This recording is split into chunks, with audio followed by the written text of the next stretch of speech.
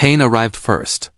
A slow, throbbing pulse behind her temples, like distant drums echoing through a cavern. Then warmth, something soft pressed against her arm, and finally a tiny voice, trembling and impossibly close. "You're awake, human." "You're awake, right?" Sarah forced her heavy eyelids open. A blurry face hovered only inches from her enormous golden eyes, pupils wide with worry and small tusks quivering. It was a young brass cub, maybe 7 cycles old, kneeling beside her on the cold metal floor. "Vyra?" Sarah croaked. The cub's entire body seemed to puff up with relief. "You are awake. I waited. The others told me to leave, but I didn't. I stayed right here." Sarah's vision steadied. She was in the ruined passageway of the station walls, scorched, emergency lights flickering. The last thing she remembered was shoving Vyra into a maintenance alcove and turning to face the collapsing bulkhead. Apparently, she hadn't gotten out of the way in time. Her ribs ached. Her left leg was pinned under a heavy beam. She tried to sit up and nearly blacked out. "No move!" Vyra squeaked, placing both paws on her shoulder as if he could hold her down by sheer will. "The med teams are coming." The bulkhead sealed, but I smelled blood, so I came back. Sarah swallowed hard. "You came back for me?" The cub's ears folded tightly. "Of course, you saved me first." Humans weren't supposed to form attachments with Brask young. Their culture was strict about hierarchy and guardianship, but somehow, this little cub had decided she counted as pack. And Brask pack loyalty was absolute. Her chest tightened, and not from the injury. "Good job, kid," she whispered. Vyra's eyes brightened with pride, but his paws trembled. He kept looking at her leg, at the slowly spreading pool of red beneath it. "Did I do wrong?" he asked suddenly, his voice that of a cub expecting punishment. Sarah reached out and tapped his forehead gently. "No. You did brave." He sagged in relief. "Humans always say that, even when things are bad." "They're not that bad," she lied. "Just need to get this beam off." A shrill alarm cut her off. Deeper within the corridor, the decompression warning. The sealed bulkhead wasn't stable. Sarah tensed. "Vyra, we need to get you out of here, now." The cub shook his head violently. "No, I won't leave you again. You have to," she insisted. "If the seal breaks," "But I just got you back awake." His voice cracked, and tears collected in the corners of his eyes. "You can't go to sleep again. You can't." Her heart twisted. She remembered him as the cub who used to flinch at every loud sound when she first joined the research crew. She taught him to build toy gliders and translated human jokes for him. Now he was refusing to leave her to die. Sarah clenched her jaw. "Listen to me, Vyra. I need you to do something important." The cub went still, his ears flicking forward, instinct taking over. "I need you," she continued softly, "to go to the emergency junction and override the seal. That will vent pressure into the side ducts and keep the wall from collapsing. Can you do that?" Vyra blinked. That's a senior engineer task." "I know." She smiled, "But you've been watching me work for months. Remember all those questions you asked about pressure flow?" The cub straightened, looking both terrified and honored. I remember." "Good. Then go. That's an order." He froze. "But if I leave you, I'll be right here when you get back," she lied again. "Now go save us both." This time Vyra didn't argue. He pressed his forehead briefly against her arm in a gesture of courage, then sprinted down the corridor. When he disappeared, Sarah let the false smile fade. She didn't know if the override would hold, but giving Vyra a job gave him purpose, not fear. That mattered more. Her consciousness flickered. "Come on, kid," she thought. "Hurry." Minutes crawled by. The alarm shifted tone. Then a deep thunk echoed through the passage, pressure equalizing. Vyra did it. Sarah closed her eyes in relief. She exhaled shakily. "Sarah." The cub barreled back into view, panting hard. "I did it. I did the override. Senior Technician Juro says you re-brave but stupid, but also alive, but we re-coming," and he cut off when he saw her. He scrambled to her side, gripping her hand. "Stay awake, please stay awake. You said you would." "I'm trying," she murmured. "You did amazing, Vyra. Real hero work." The cub puffed up again despite his fear. "I am Pack," he whispered. "Pack protects." Rescue boots pounded closer. Floodlights cut through the flicker. Hands worked to lift the beam. Vyra refused to move until a technician physically guided him back. "It's okay," Sarah whispered as they lifted her. "I'm okay." Vyra followed every step. When they loaded her onto the stretcher, he made a desperate noise. Can I go with her, please? The senior technician hesitated, but Sarah croaked, let him. Vyra scrambled up beside the stretcher, gripping the rails. As they pushed her toward medical, Sarah's vision dimmed again. Vyra leaned close, his nose brushing her cheek. Human, she forced her eyes open. Golden eyes swam inches from her face, shining with stubborn love. You're awake, he whispered, his voice trembling but hopeful. I missed you. Sarah smiled faintly. I missed you too, kid. Then darkness took her, but this time she knew she would wake again, because she had a cub waiting for her, and a pack that now understood exactly how far a human would go to protect one of their own. The medical bay lights were way too bright. That was Sarah's first thought as she dragged herself back to consciousness. Her second was pain-sharp, hot, and immediate, racing up her leg like wildfire. Her third thought was, where's Vyra? A soft chime sounded, and the medbay door slid open. A tall, brusque physician stepped inside. You are awake. Do not move. You've undergone skeletal reconstruction. Sarah tried to speak, but her throat felt like sandpaper. The doctor lifted a bulb of water to her lips. She swallowed slowly. Vyra? She rasped. The doctor stiffened, not a good sign. The cub is unharmed. That wasn't the answer she needed. Where is he? Outside, the doctor replied. He has been pacing for 7 cycles. He refuses to leave. But we cannot allow cubs in recovery wards. Let him in, the doctor exhaled. Human Sarah, brusque procedure does not let him in, she repeated, her voice low and cold. The physician straightened, his fur bristling slightly. You do not outrank medical protocol, Sarah met his gaze. He thinks I died, the doctor paused. It was the truth. She could feel it like gravity. Vyra had seen her bloody and unconscious, watched medics panic, and saw her taken away. A tiny mind didn't understand stable but unconscious. It only understood abandonment. The doctor's shoulders sagged. I will. See what I can do. He left, but something felt off. Sarah pushed herself up despite the pain, and alarms instantly screamed. Restraints locked her gently but firmly to the bed. She cursed softly. Just as the painkillers began to blur her vision again, there was a thud against the door. A muffled voice erupted. Let me in. Sarah's eyes widened. Vyra? Another impact, smaller this time, but frantic. She's awake. I can smell it. Why won't you let me in? A deeper voice answered, irritated. Vyra, you cannot enter. I am Pack, let me through. Pride and dread warred inside her. She heard scuffling, and an adult brass guard snarled, Do not bite that. The medbay door slid open. A guard stumbled backward, clutching his arm where a very small but very determined cub had latched on. Vyra darted under the guard's legs, sprinted into the room, and froze when he saw her. His ears lifted high. His tail twitched with pure emotional overload. Sarah, she smiled weakly. Hey, kid. He launched himself onto the medbed, landing on her abdomen with a soft thwump. Sarah winced but didn't push him off. Vyra immediately buried his face in her neck, a full brass hug. His voice shook.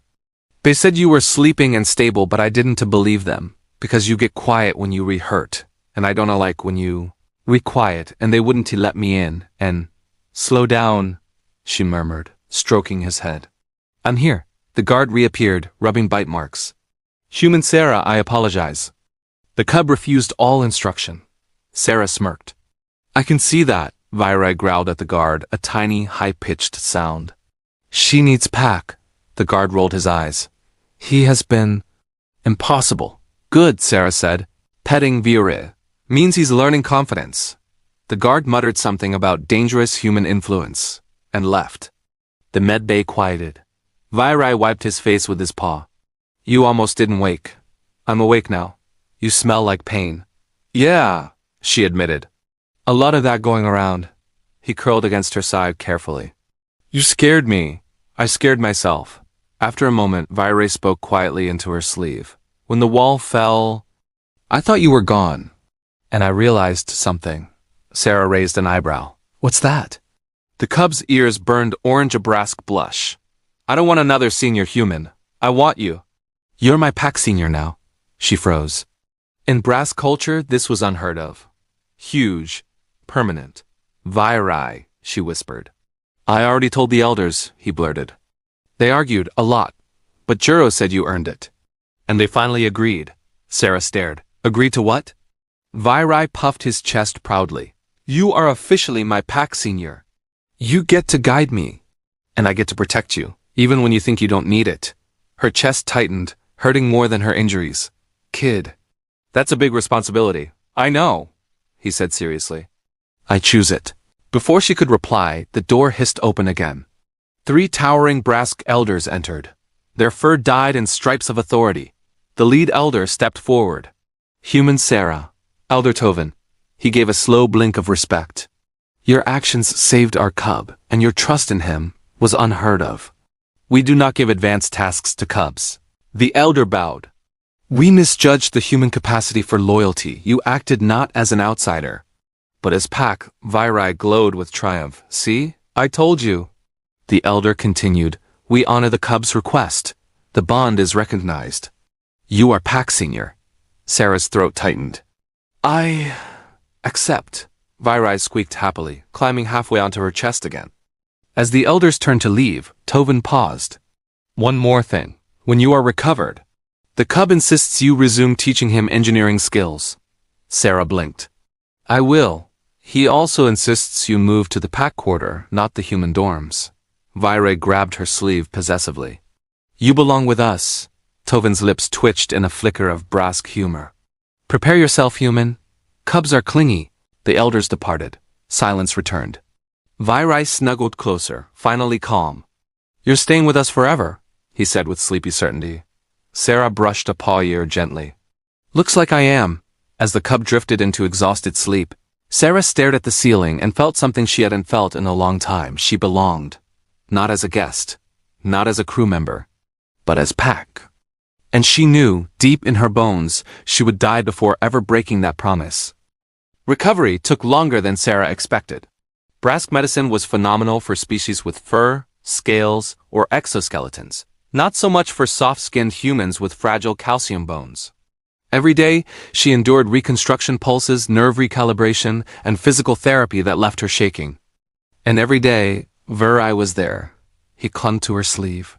He guarded her medbed. He slept on the floor beside her chair. The cub's loyalty was so absolute that even the med staff started laughing about it. Doesn't the kid ever rest? They whispered. But whenever they tried to gently move him away, his ears flattened and he hissed like a cornered animal. Pack was pack. By the end of her 3rd week, Sarah could walk again. She was limping, but upright, a miracle, given how badly her leg had been crushed. She was escorted to her new living quarters, the brass pack sector. The moment she stepped inside, a dozen brass cubs stared at her with awe and curiosity. One tried to poke her leg until Vyra smacked his paw away. She's still hurt, idiot. Vyra barked. Sarah bit back a smile. Life settled into a new rhythm. She taught cubs basic glider mechanics and helped adults repair minor tech systems they'd been too stubborn to ask human engineers about. She even learned brass cooking, which involved a lot of violent chopping and one mildly explosive spice. Things were good, too good. Peace never lasts long. Not for humans, and not for anyone willing to stand between danger and a child. It happened during her 2nd month. Sarah and Vyra were in the engineering hall, working on his first personal glider, a patchwork masterpiece of metal and cub-level optimism, when the emergency lights flashed red. A station-wide alarm blared. External breach detected, the automated voice thundered. Unidentified vessel approaching. All military units to defensive stations. Vyra froze. Sarah? She placed a steadying hand on his shoulder. Stay with me! The hall erupted in shouting. Elder Toven arrived moments later, his fur bristling. We are under siege, he announced. By who? Sarah asked.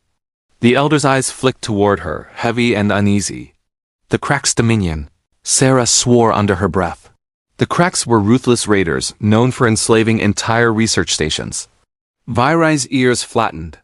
But why here? Toven hesitated. Because they believe we are harboring a human. Silence crashed into the room. Sarah felt her stomach drop. Me? They're here for me? More accurately, Toven said slowly. Your species. Cracks believe humans possess neurological adaptations they can harvest. Rumors of your survival spread further than we expected. The words hit her like a blow. Vyra immediately stepped in front of her, tiny, shaking but determined. They can't take her. She's Pack. Toven nodded, his eyes fierce. Agreed, you are under Brask protection. A loud tremor shook the station. The cracks were boarding. The Brask warriors hurried into formation. But this was a research station, not a military fortress. We need to move. Now. Vyra. But Vyra was already gripping her hand. Where you go, I go. Not this time, she said urgently. If they're coming for humans, you're my Pack senior, Vyra snapped. If they take you, they take me too, Toven turned sharply. No, the cub stays here. Sarah goes with the escort team to the inner vault. Vyra bared his teeth, furious. No, I'm not leaving her. Sarah knelt, ignoring the pain in her leg. Vyra, look at me. His trembling eyes lifted. You remember the override? How I trusted you because I knew you could handle it. He nodded. I need you to handle something even harder. Stay here. Protect the other cubs. His breath hitched. But I need to protect you. You will, she whispered, pressing her forehead gently to his. By doing what I ask. The cub's body sagged.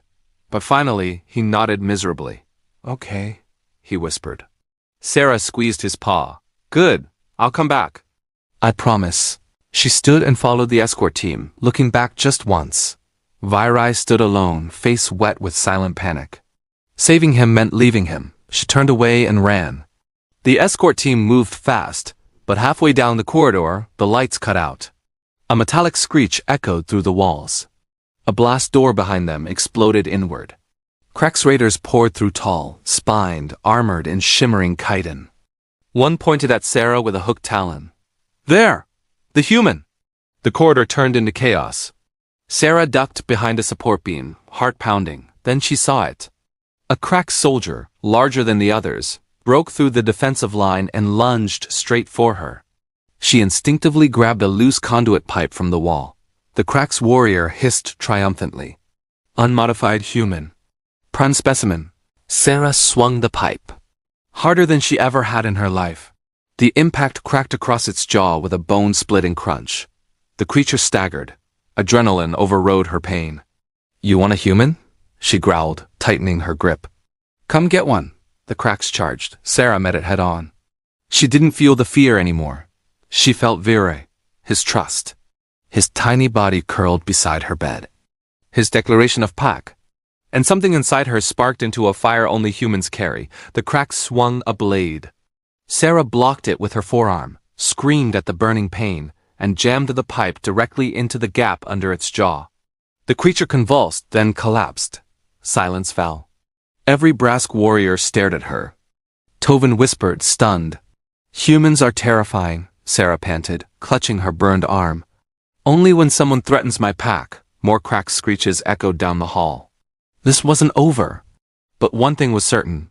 If the cracks wanted her, they would have to survive the most dangerous thing in the galaxy first. A human protecting her child. Thanks for watching, and be sure to subscribe for the next part of the story.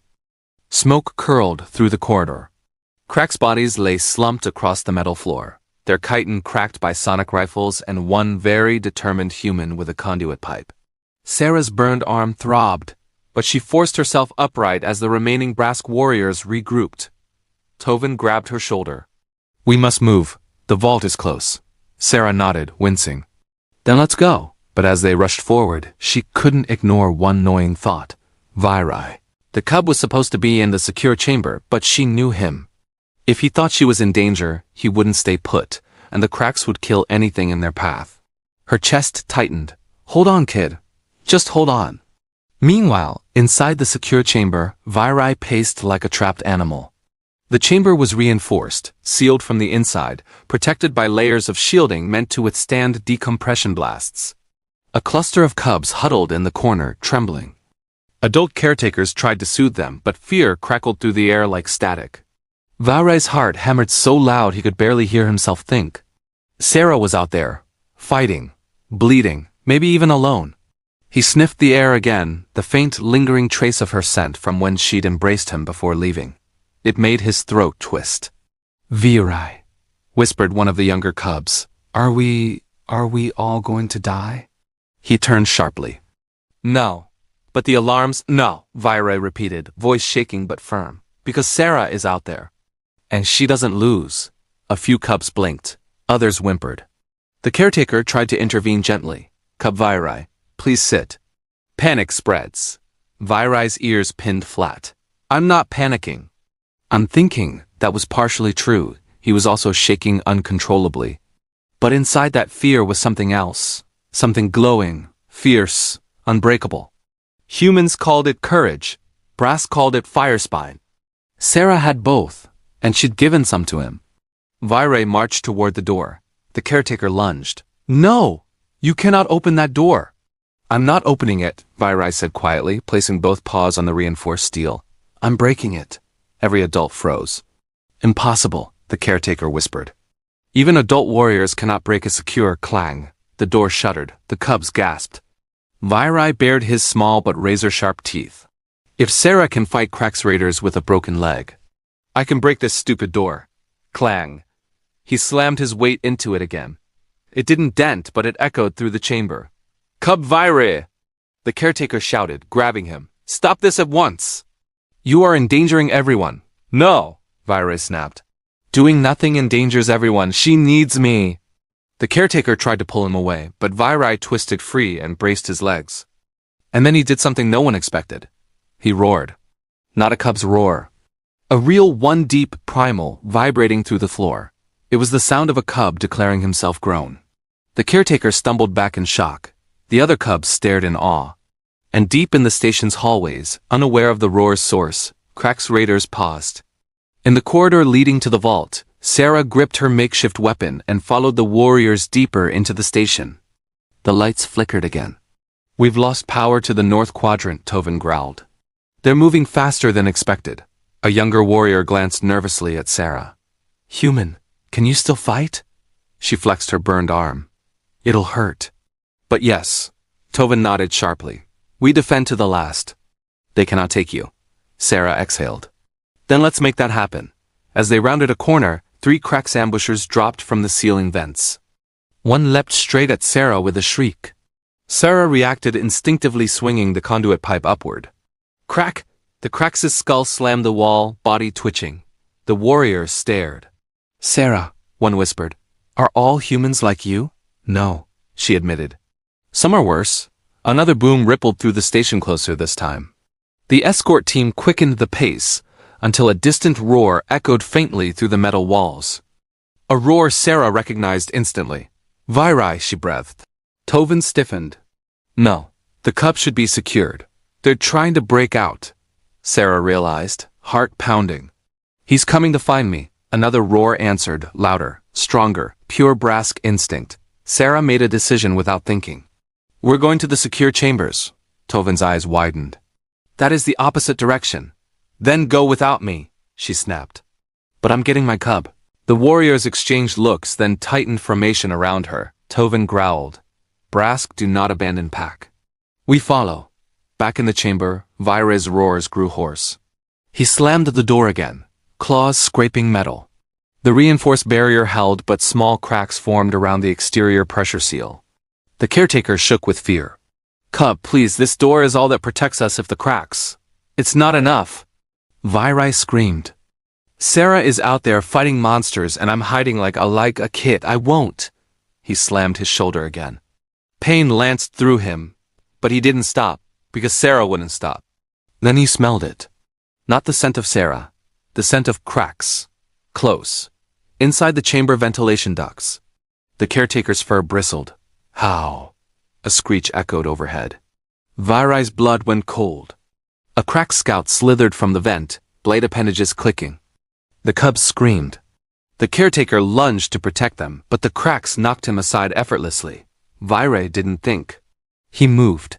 He leapt between the caretaker and the cubs, fangs bared, claws out. The cracks hissed in amusement. Small, weak, Vyra screamed. Pack is not weak. And he charged. Sarah and the warriors sprinted through the corridors as another roar echoed sharper, panicked. Faster! Sarah yelled. The Brask warriors pushed harder, claws gouging metal. As they neared the chamber wing, Sarah saw smoke, then heard a high-pitched screech, the kind cracks made when they fed. Her heart nearly stopped. She turned the corner and froze. The secure chamber door hung half-detached, dented inward. Smoke drifted from the ceiling joints. Inside, chaos. The caretaker lay wounded. Cubs sobbed. And in the center of the room, Vyra, standing over a fallen crack scout, bleeding from a shoulder gash, chest heaving, eyes blazing with fire spine. The tiny cub roared again, wavering but defiant, ready to fight the next one. Sarah didn't remember moving. She just found herself running faster than she thought her injured leg ever could into the chamber. Vyra! The cub's ears shot up. Sarah! He stumbled toward her, collapsing into her arms. She caught him, trembling. He buried his face in her chest furiously. You came back. You came back. I knew you would. She held him tight, ignoring the burning in her arm. Of course I did. You're my cub. He sobbed quietly. Behind her, Brask warriors arrived and surrounded the chamber, snarling at the sight of the wounded caretaker and dead cracks. Tovin spoke, voice trembling with suppressed fury. The cracks have made a fatal mistake. Sarah stood still, cradling Vyra. Her voice was low, deadly. They threatened my pack. She looked toward the corridor where more crack screeches echoed. And now we end this? When Maya stepped out onto the observation deck, she expected silence. Instead, she found hundreds. Cubs, parents, warriors, elders, medical staff. Even the stoic fleet commander, who had once shown no emotion, now stood with his 4 hands folded over his chest, the Lyran gesture for reverence. All of them waited. All of them watched the human who had survived when she shouldn't have, who had shielded a cub with her own fragile human body, who had woken and whispered to a shaking child, I'm here. You're safe. Maya swallowed hard. Did I miss something? Commander Tavar stepped forward. Yes, he said, his voice a low rumble. Your entire people have been challenged.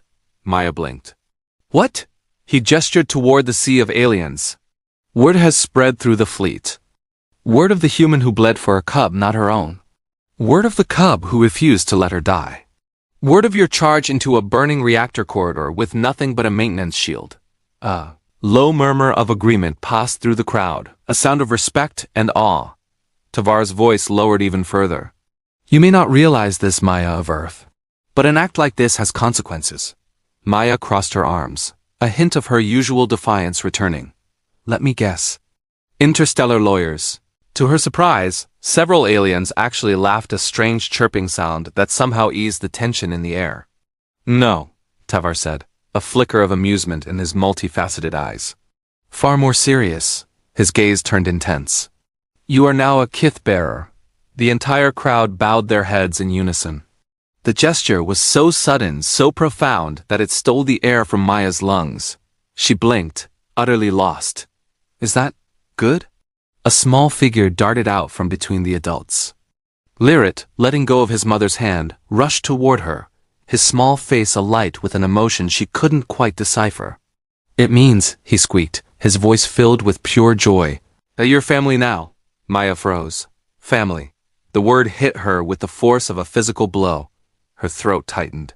She had never expected that in space in the middle of a war. In a moment of pure chaos, she would gain a child who ran to her like she was the safest place in the entire universe. She knelt, her own movements slow and deliberate, and caught him in a hug. He felt so small, so real in her arms. Tavar continued, his voice echoing with the weight of ancient tradition. By ancient law, any who become Kith-Bearers may choose to stay with the clan they swore their life for, or return to their own. His pupils narrowed thoughtfully, studying her reaction. And wherever they choose, that clan becomes honor-bound to protect them for all their days. Maya looked down at Lyrit, who stared back at her with enormous, hopeful eyes. The weight of his gaze, of the entire fleet's gaze, settled on her shoulders. Oh, she whispered, that's a lot. The child's mother stepped forward, her regal crest shimmering with emotion. We know humans do not take binding vows lightly. We have studied your histories. So we ask with respect. She bowed deeply, a gesture of profound deference. What do you choose, Maya of Earth? The deck fell completely silent. Every breath, every heartbeat, every rustle of feathers and chitin and fur, stilled. The universe seemed to hold its breath, waiting for her answer. Maya looked around, really looked at the faces in the crowd. These weren't just aliens anymore. They were the beings who had kept Lyra alive when all hope seemed lost. The ones who'd stayed by her bedside as she fought her way back from death.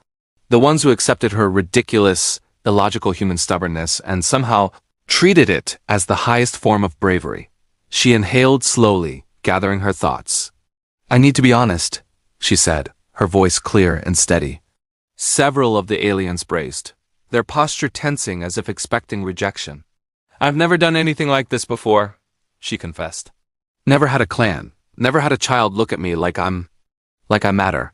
Lyra, hearing this, tightened his grip around her waist, a silent, fierce rebuttal to her self-doubt. "But when I ran into that reactor tunnel," her voice softened with the memory, "I didn't think. I just saw a cub who needed help." She looked directly at Kith-Bearer, then at Lyra's mother.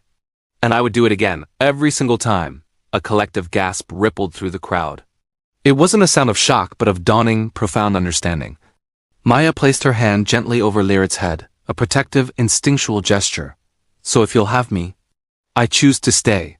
The roar of approval that followed shook the very deck plating beneath her feet. Cubs, suddenly released from their parents' hold, tackled her legs in joyous swarms. Adults thumped their fists over their chests in a powerful, rhythmic salute. The elders began chanting ancient welcome rites, their voices weaving a complex tapestry of sound. Someone began singing, and the melody spread like wildfire deep, resonant harmonics that vibrated through Maya's very bones. She felt overwhelmed. She felt dizzy. And for the first time, she felt finally like she belonged. But amidst the celebration, one figure remained quiet. Lyra. He just stared up at her, his small body trembling with an overwhelming emotion. "You're really staying?" he whispered, his voice barely audible over the din. Maya knelt again, bringing herself to his level, and cupped his face in her hands. She met his overflowing eyes. "I'm not going anywhere." Then he said something she didn't expect, something no translation implant could ever blunt the sacred impact of. "Can I call you kin, mother?" Maya's breath caught in her throat. It wasn't a casual word. It was ancient, sacred, a title given only to the one who guarded a child with both heart and body. Humans had mom. The Lyrans had kin mother, a role bound by a fierce, unbreakable devotion that was the cornerstone of their society. Maya felt hot tears sting her own eyes. "Yes," she whispered, her voice thick with emotion. "Yes, you can." The cub launched himself into her arms with so much force that she fell backwards, laughing through her tears. The crowd cheered even louder, their joy echoing her own. Commander Kith-Bearer approached, bowing deeply once more. "Then it is done," he declared, his voice ringing with authority. "Humanity has made its first Kith-Bearer among us. And you, Maya of Earth, have made your first oath to the stars." Maya exhaled, feeling stunned and incredibly proud. Lyra tugged insistently on her sleeve. "Kin mother? Yes, kiddo?" He pointed eagerly toward the corridor. "We have a clan feast waiting, and I want to show you my favorite dessert. It's crunchy and makes your tongue numb." Maya grinned, a wide, genuine smile that reached her eyes. "Lead the way," as the cub grabbed her hand and dragged her forward into the heart of the celebration. Maya felt something strange and warm settle over her. For the first time in her life, on an alien ship, surrounded by beings she once feared, she felt like she wasn't wandering anymore.